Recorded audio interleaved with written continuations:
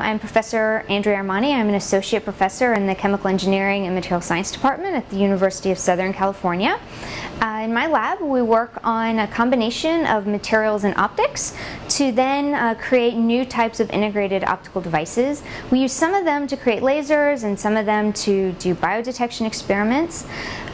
This work kind of combines electrical engineers, material scientists, chemies, biologists in kind of this very interesting hodgepodge and stew of an environment that has really enabled a lot of new discoveries. In what we're going to talk about today, it's focusing mainly on one specific type of device that's known as a resonant cavity. The type of device or type of resonator in my lab that we focus on is a whispering gallery mode resonant cavity. So whispering gallery mode cavities were originally named after the acoustic phenomena in St. Paul's Cathedral, where an acoustic wave or a whisper would circulate around inside the cavity, and a listener on one side of the cavity would be able to eavesdrop on the speaker or talker on the other side of the cavity. In an optical device, the exact same phenomena occurs. So you can have an optical wave orbiting around inside a cavity, and it's very accurately or well confined inside the cavity, assuming that the quality factor or the photon lifetime is high.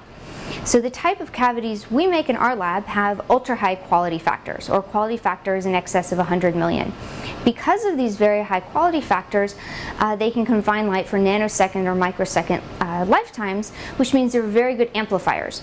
And one of the key factors that you need for a very low threshold laser is a very good amplifier or cavity. So one of the applications that two of my students are going to show you today is actually using one of these cavities as a laser, and specifically a blue laser. And blue lasers have a lot of applications in biodetection because DNA absorbs very efficiently in the blue. So if we can make a very good blue laser, we can then take that and use it as a way to detect DNA and characterize DNA. Hi, my name is Gumi Sethi, and I'm an undergraduate student studying chemical engineering in the Armani Lab. One of the projects I'm working on is creating these microtoroidal devices and adding different materials to obtain different lasing qualities. The way we create these toroidal devices is by having a silica layer on a silicon substrate which we can use to fabricate the devices. The way we create the silica is through the sol gel technique, and the reason we use this technique is because it's very easy to add different dopant materials into the silica matrix. The dopant material we're using in this device is actually thulium, which is a rare earth metal. So once we have the silica solution with the thulium dopant, we can spin coat this onto a silicon wafer and obtain a thin layer of silica on silicon.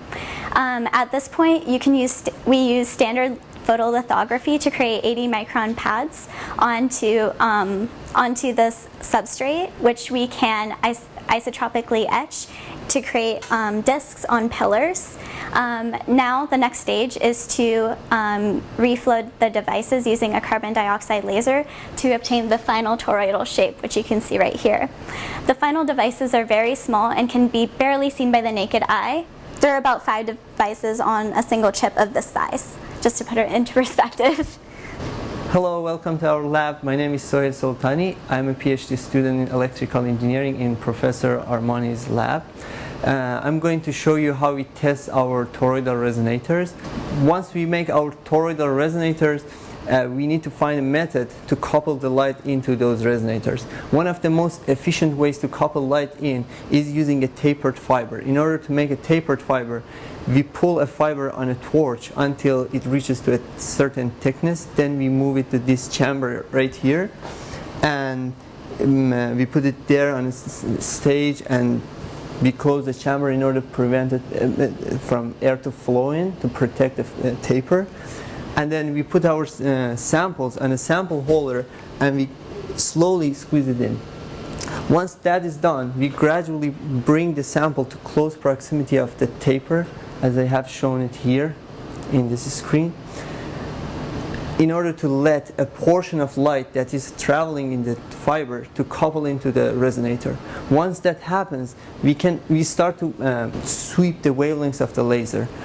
Once that happens at some specific wavelengths, the light resonates, meaning that it constructively adds with itself until we get a big intensity inside the device. Once that happens, we keep the light at that specific wavelength and we observe lasing.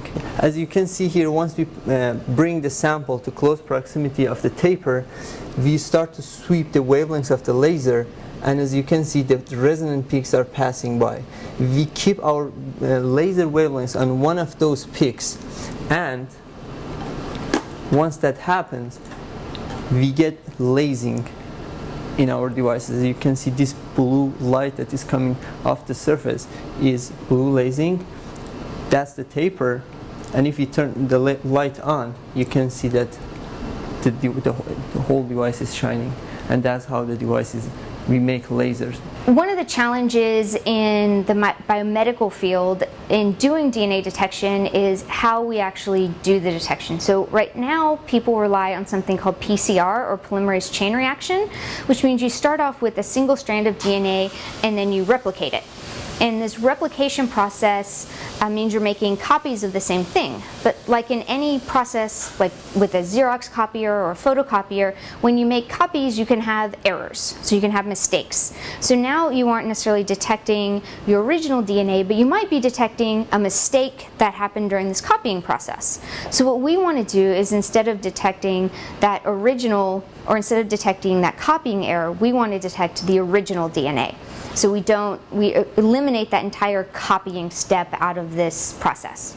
So all of this work began trying to come up with a better way to detect DNA, but to do that we had to make a blue laser, and to do that we had to make a low threshold blue laser. And to do that we had to make the material to make the low threshold blue laser. So we kind of worked backward from the challenge of detecting DNA and then started off at the materials. So that's one of the advantages of our lab, is that we're kind of all under one roof. We all work together, and we're all from different backgrounds, and it's, you know, a big melting pot and a big bowl of fun.